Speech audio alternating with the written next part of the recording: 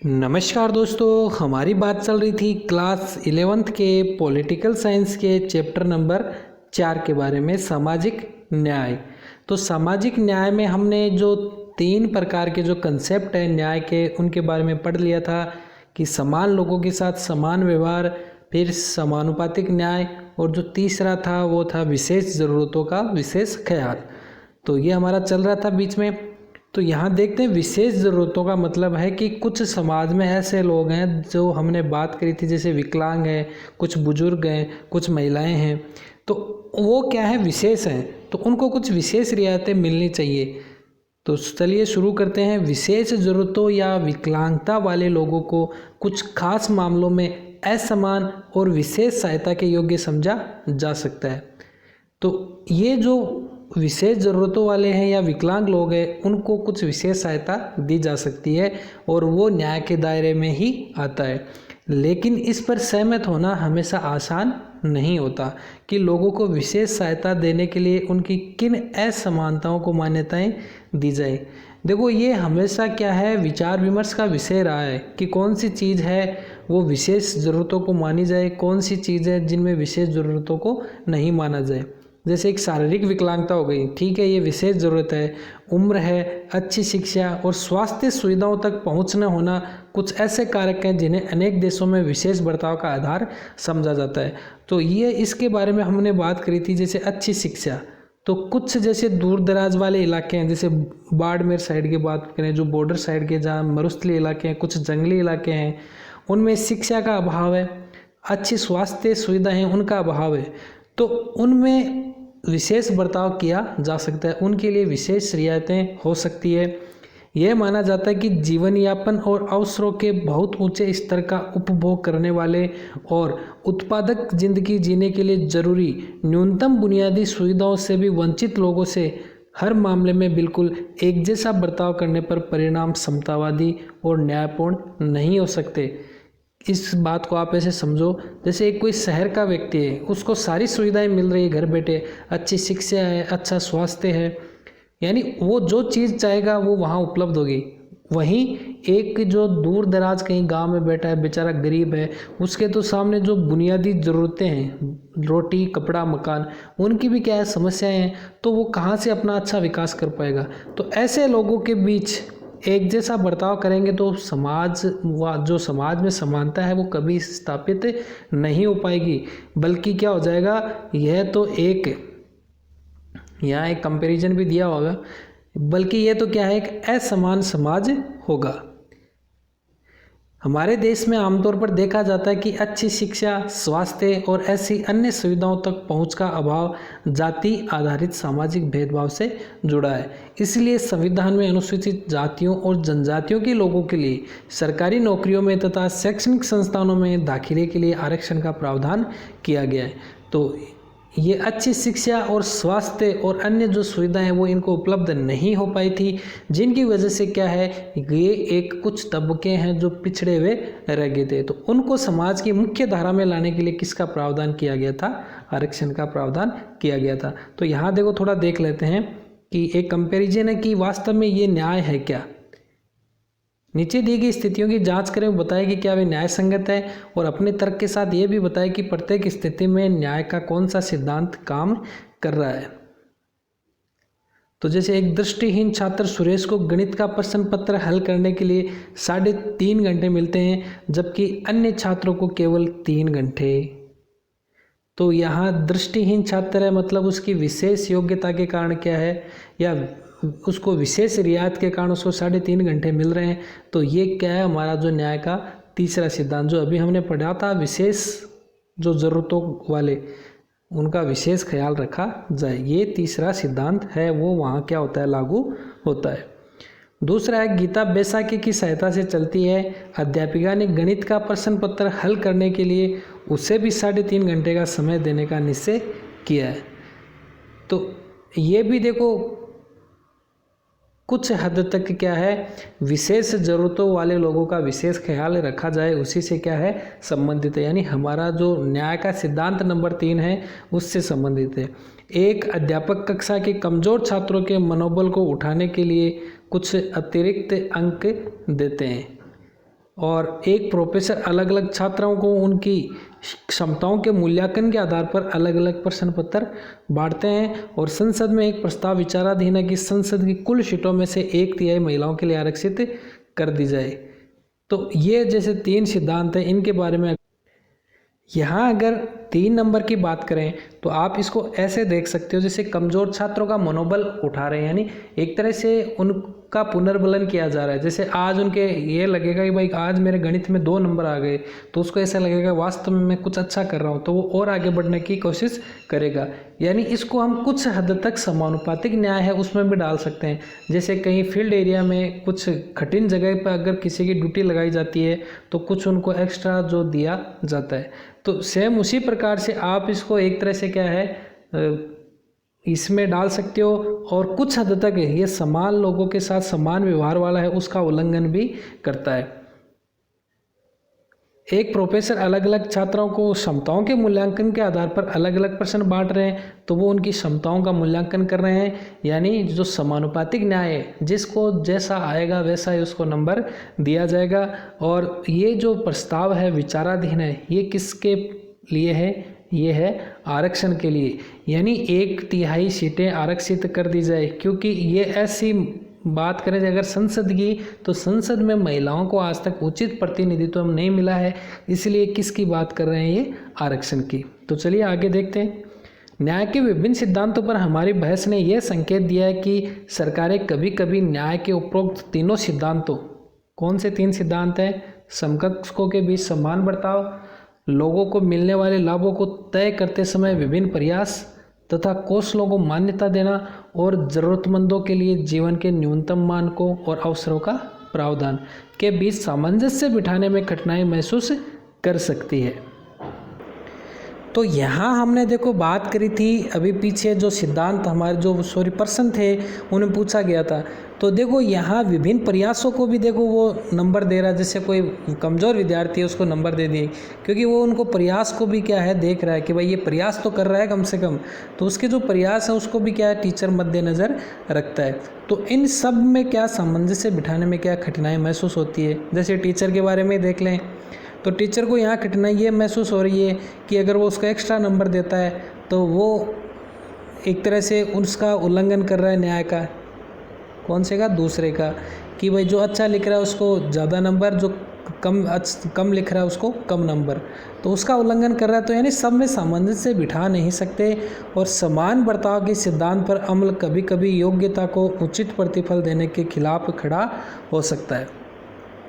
यानी योग्यता को पुरस्कृत करने को न्याय का प्रमुख सिद्धांत मानने पर जोर देने का अर्थ यह होगा कि हाशिए पर खड़े तबके कई क्षेत्रों में वंचित रह जाएंगे, क्योंकि अच्छे पोषाहार और अच्छी शिक्षा जैसी सुविधाओं तक उनकी पहुंच नहीं हो पाती है।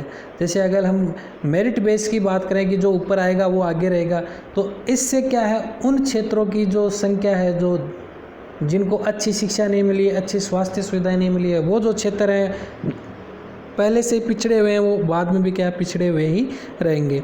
विभिन्न देश के विभिन्न समूह भिन्न भिन्न नीतियों की तरफदारी कर सकते हैं, जो इस पर निर्भर करता है कि वे न्याय के किस सिद्धांत पर बल देते हैं। ऐसी स्थिति में जैसे ये है न्याय की आँख देवी है, उसकी आंखों पर पट्टी क्यों बंधी है? क्योंकि वो निष्पक्ष रहना चाहती है। तो ये व्यंग्य करता है कि अगर निष्पक्ष ही रहना है तो आँखों पर अगर पट्टी बांधी रहेगी तो उसको दिखाई कैसे देगा, वो निष्पक्ष कैसे रहेगी, सही गलत का फैसला कैसे करेगी? तो वो है कि आँखों देखी के ऊपर कानून विश्वास नहीं करता, सिर्फ सुनी हुई के ऊपर विश्वास करता है। यानी सबूतों के ऊपर जो सबूत बोलते हैं उन्हीं के आधार पर वो क्या है निष्कर्ष निकालता है। तो ये जिम्मेदारी बन जाती है वह एक न्यायपरक समाज को बढ़ावा देने के लिए न्याय के विभिन्न सिद्धांतों के बीच क्या है सामंजस्य बिठाना एक तरह से सुनिश्चित करे या सामंजस्य बिठाए। तो न्यायपूर्वक अब बात करते हैं बंटवारे की। समाज में सामाजिक न्याय पाने के लिए सरकारों को ये सुनिश्चित करना होता है कि कानून और नीतियां सभी व्यक्तियों पर किस रूप में लागू हो, निष्पक्ष रूप में, ना कोई छोटा ना कोई बड़ा, ना कोई अमीर ना कोई गरीब, यानी सबके ऊपर बराबर रूप से कानून लागू हो, जो नीतियां हैं कानून हैं। लेकिन इतना ही काफ़ी नहीं है और इससे कुछ ज़्यादा करने की आवश्यकता भी होती है। सामाजिक न्याय का सरोकार वस्तुओं और सेवाओं के न्यायोचित वितरण से भी है, चाहे वह राष्ट्रों के बीच वितरण का मामला हो या किसी समाज के अंदर विभिन्न समूहों और व्यक्तियों के बीच। यानी किसका? वस्तुओं और सेवाओं का वितरण है वो न्यायपूर्वक होना चाहिए। ये अरस्तु महोदय द्वारा भी बताया हुआ है कि वस्तुओं और जो सेवाओं का वितरण है वो न्यायपूर्ण होना चाहिए। तो इस स्थिति में क्या होता है कि राष्ट्र के द्वारा किसी भी व्यक्ति के साथ किसी भी प्रकार का भेदभाव नहीं किया जाता, यानी सबके ऊपर जो कानून और नीतियां हैं वो निष्पक्ष रूप से लागू है। और जो समाज के या जो राष्ट्र के संसाधन है उनका वितरण भी क्या होता है? न्यायपूर्ण प्रक्रिया द्वारा होता है। यानी इसमें राज्य को ये मतलब नहीं है कि किसको क्या वितरित हो रहा है, इससे मतलब नहीं है, क्योंकि वो किसके ऊपर ज़्यादा बल देते हैं? न्यायपूर्ण जो प्रक्रिया है उसके ऊपर ज़्यादा बल देते हैं। यानी जो न्यायपूर्ण जो वितरण हो रहा है उसके ऊपर ये ज़्यादा बल देते हैं। तो यदि समाज में गंभीर सामाजिक या आर्थिक असमानताएं हैं तो जरूरी होगा कि समाज के कुछ प्रमुख संसाधनों का पुनर्वितरण हो, जिससे नागरिकों को जीने के लिए समतल धरातल मिल सके। यानी कुछ अगर ऐसी संभावनाएं हैं कि बहुत ही जो लेवल है वो ऊपर नीचे का, एक का लेवल यहाँ है और एक का यहाँ, तब क्या है जो समाज के जो संसाधन हैं उनका पुनर्वितरण दोबारा होना चाहिए। इसलिए किसी देश के अंदर सामाजिक न्याय के लिए ज़रूरी है कि न केवल लोगों के साथ समाज के कानूनों और नीतियों के संदर्भ में समान बर्ताव किया जाए, बल्कि जीवन की स्थितियां और अवसरों के मामले में भी वो कुछ बुनियादी समानता का उपभोग करें। यह हर व्यक्ति के लिए ज़रूरी माना गया है कि वह अपने उद्देश्य के लिए यानी लक्ष्यों के लिए प्रयास करे और स्वयं को अभिव्यक्त कर सके।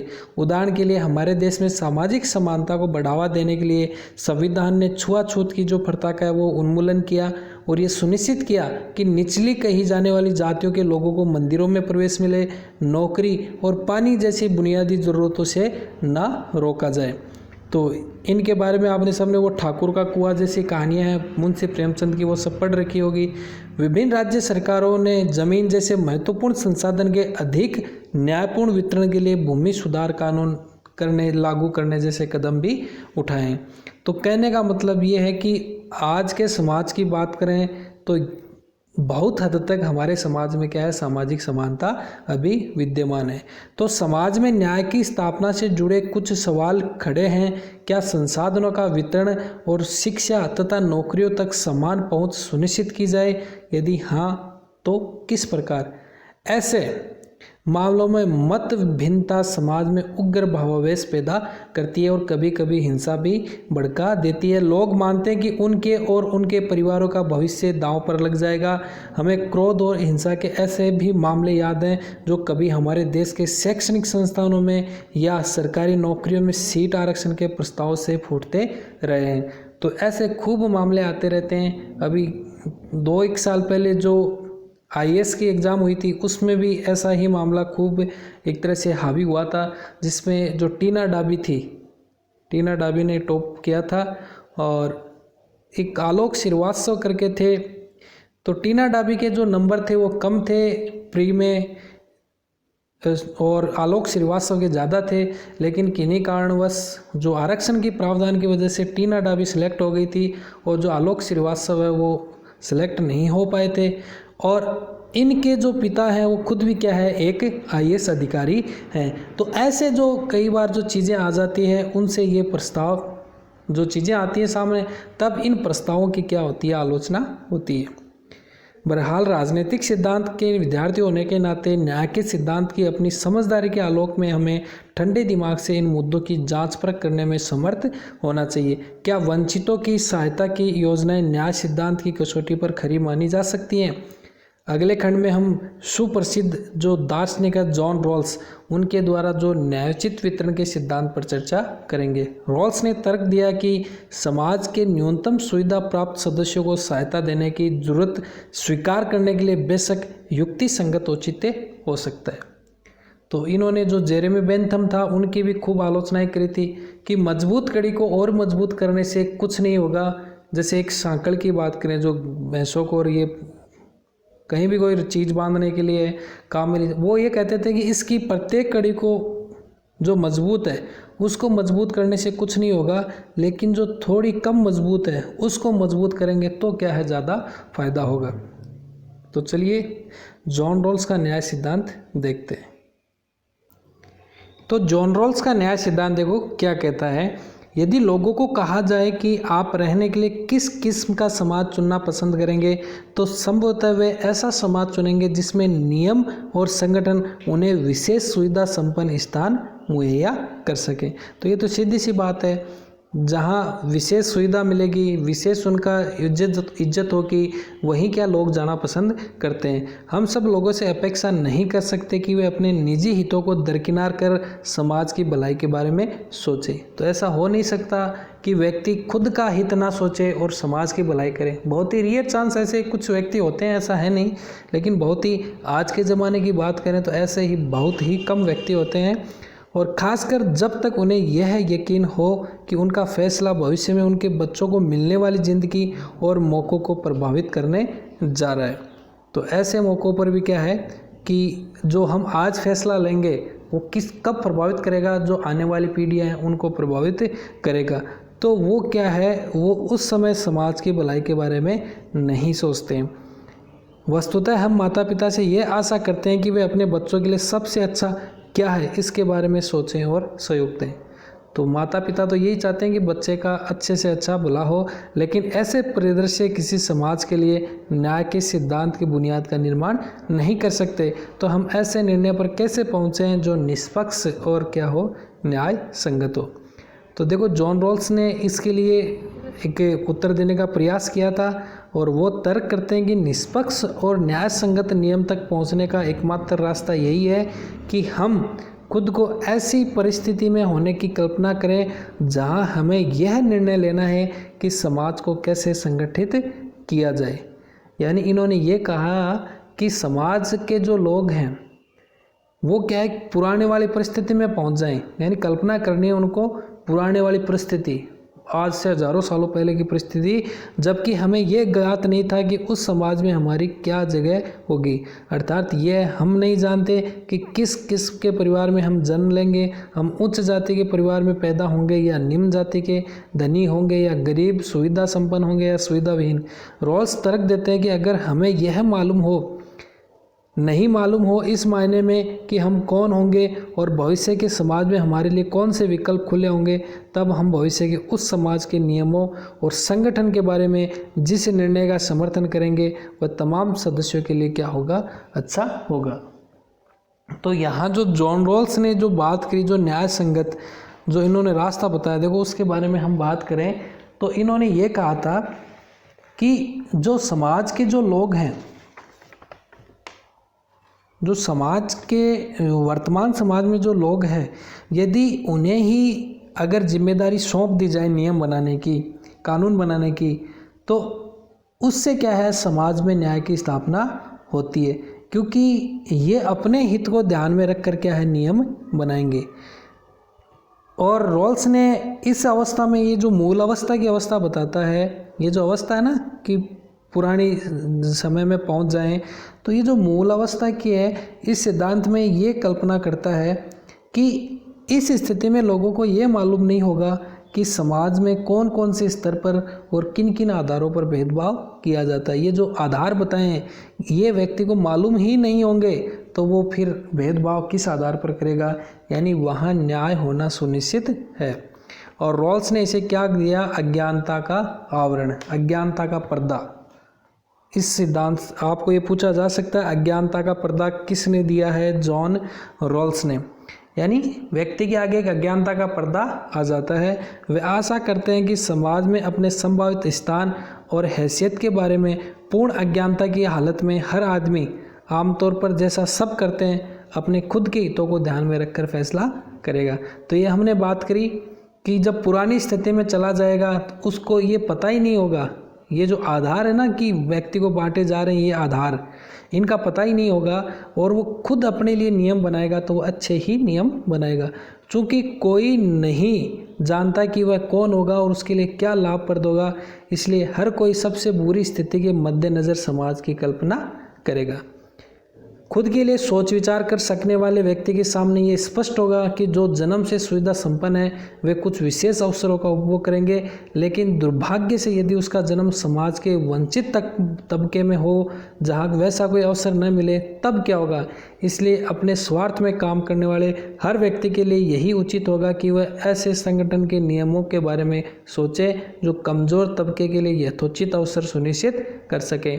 इस प्रयास से दिखेगा कि शिक्षा, स्वास्थ्य और आवास जैसे महत्वपूर्ण संसाधन सभी लोगों को प्राप्त हों, चाहे वे उच्च वर्ग के हों या कुलीन वर्ग के।